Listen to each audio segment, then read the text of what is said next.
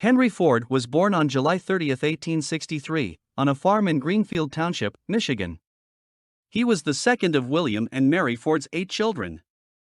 His father was a farmer and carpenter, and his mother was a homemaker.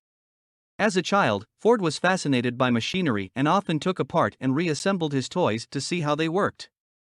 He was also very interested in steam engines and built his own steam-powered vehicle as a teenager.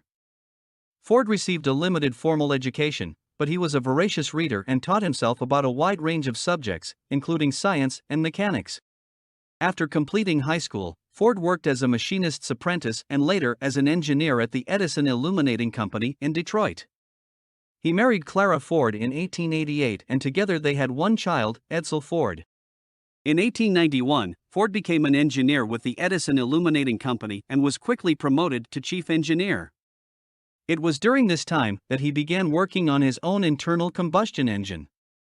In 1896, he built his first gasoline-powered vehicle, the quadricycle, which he used to drive around the streets of Detroit.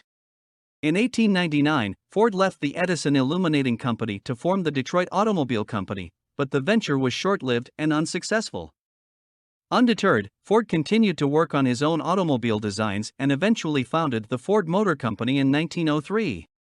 The Ford Motor Company's first car, the Model A, was released in 1903 and was followed by the Model C and Model F. However, it was the Model T, introduced in 1908, that would make Ford a household name. The Model T was a simple and reliable car that could be easily maintained.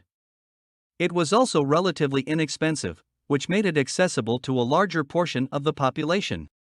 As demand for the Model T increased, Ford implemented more efficient production methods, including the use of interchangeable parts and the establishment of the River Rouge plant in Dearborn, Michigan.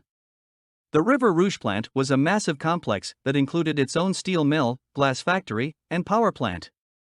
It was here that Ford was able to produce a car every minute, thanks to the use of the assembly line. The assembly line was a revolutionary concept that greatly increased the efficiency of the production process. Prior to the assembly line, cars were assembled by hand and were very expensive. By using an assembly line, Ford was able to significantly reduce the cost of producing a car and make it more affordable for the average person. In addition to his work in the automobile industry, Ford was also a philanthropist and humanitarian. He established the Ford Foundation, which is still one of the largest and most influential foundations in the world. He was also a strong advocate for peace and supported numerous causes, including civil rights and anti-war efforts. Despite his success in philanthropic efforts, Ford faced criticism for his views on social and political issues. He was a vocal pacifist and opposed World War I. He also supported the anti-Semitic newspaper The Dearborn Independent, which led to accusations of anti-Semitism against him. Ford died on April 7, 1947, at the age of 84. Today, the Ford Motor Company is still a major player in the automobile industry and continues to produce a wide range of vehicles, including cars, trucks, and SUVs. The company's impact on the industry and society at large cannot be overstated, and Henry Ford is remembered as one of the most influential figures in the history of transportation.